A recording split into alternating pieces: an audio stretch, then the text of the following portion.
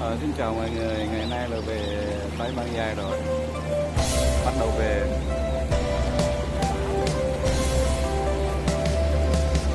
Không phải lên xe con nữa, phải lên xe tàu rồi.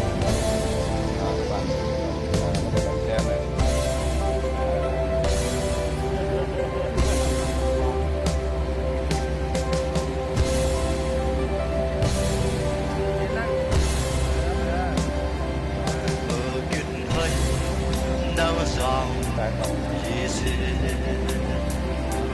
Nhiều giây hoa tới gió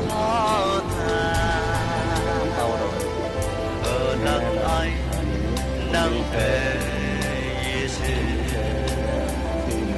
làm ai ngóng khắp năm lời khắp qua giang Giêsu Christ qua giá cầu về ở lần ấy nắng về gần Giêsu đã phải công khắp năm Alleluia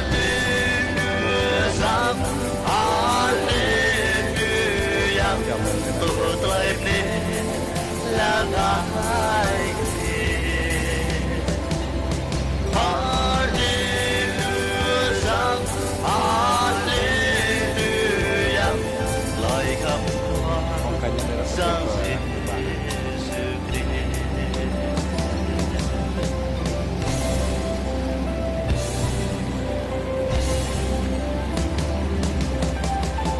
chào người yêu của tôi đang xem.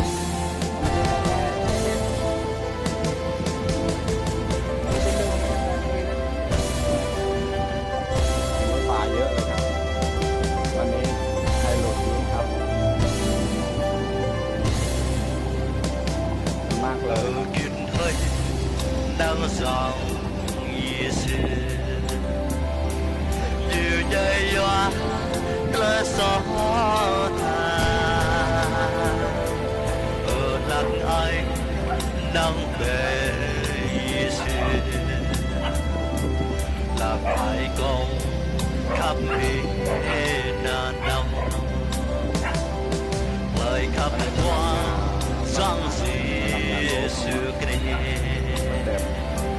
để lên qua giá cầu về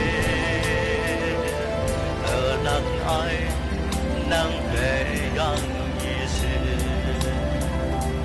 là phải công khắp năm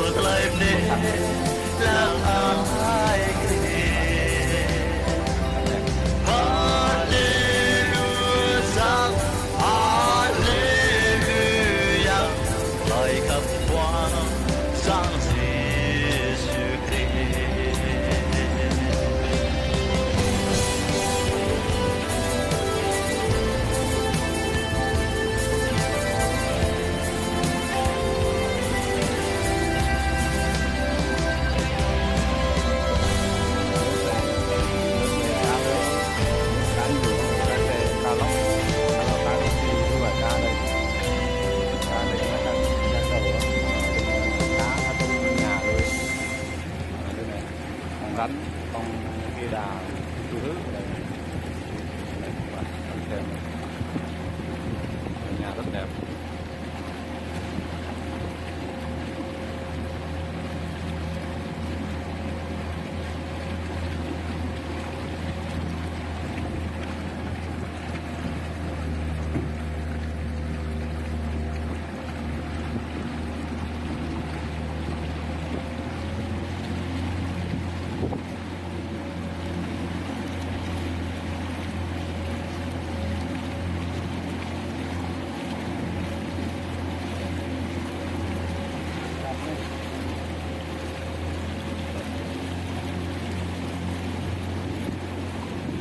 Đây là cầu nó đi bằng chân. Đây đây khung cảnh nó đẹp lắm các bạn.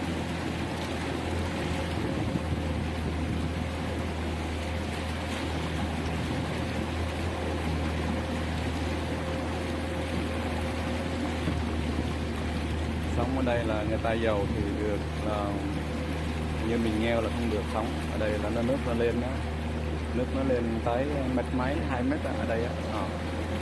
Đây này. Nước bằng nhàเลยbằng lên thôi. Nếu nước lên là lên phải 1,5 mét thôi.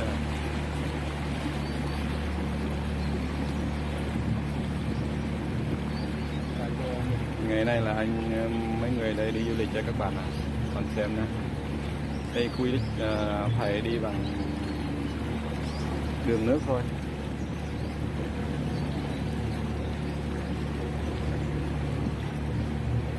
Ni là quất là nó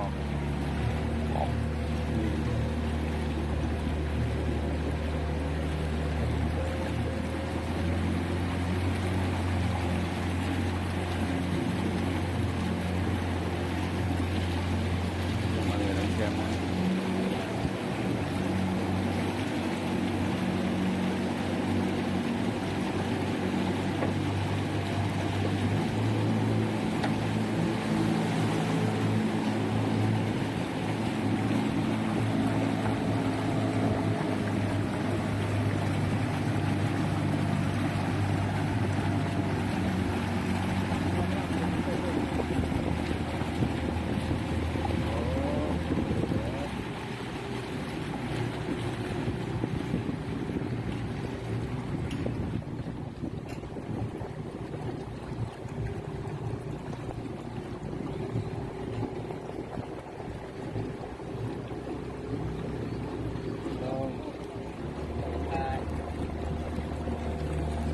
Trong cây dừa các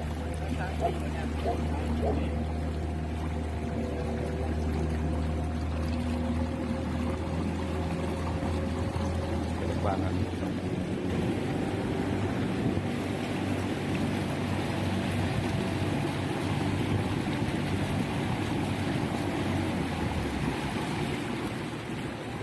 Nên làm lùa một rồi ạ. Nhà đây là cái nước lên đây này, nước đây nhiều quá.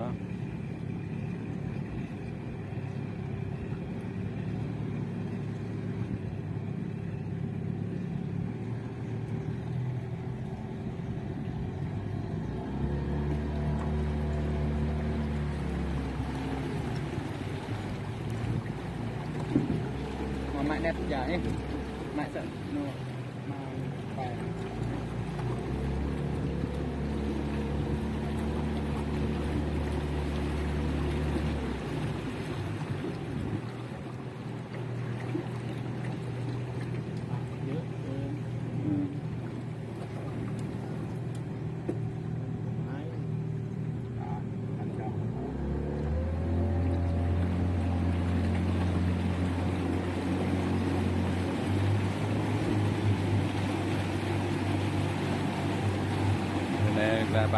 Batan Ya đây này, Batan Khe Soi Trúc Sa Batan Ya đây ăn chim này, chim nó lại chim bạc khanh này nè.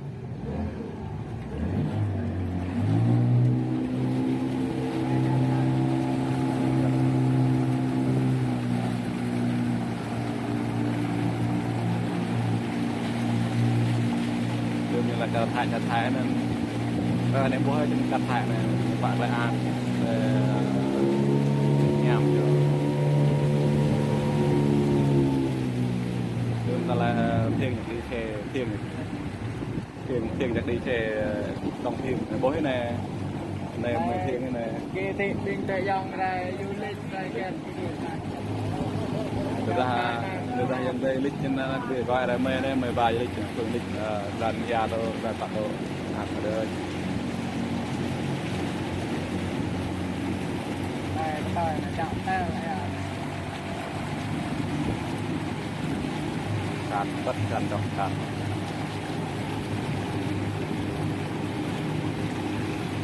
càn lúa mà càn cái này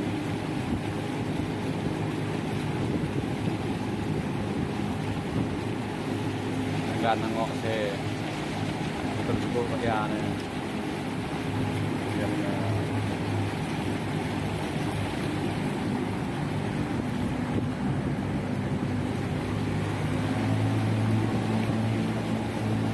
ngọ này lan ngọ này còn cần kẹp lòng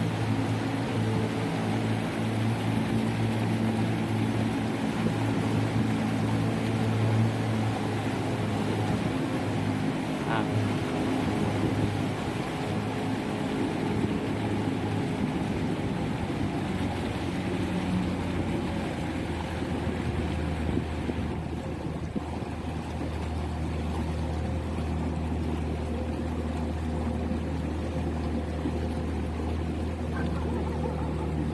có tăng nhỏ nữa cả hai này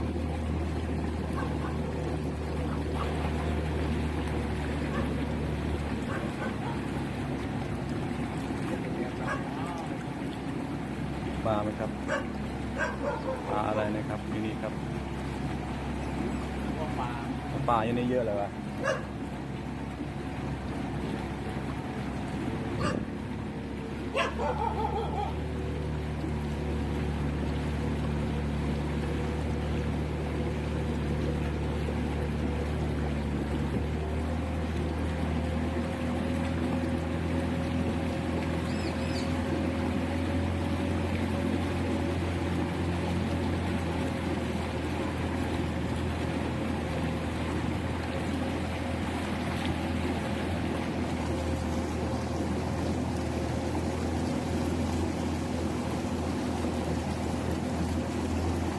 chào mọi người, đây là hết phim nhé anh em nhé, chào mọi người nhé.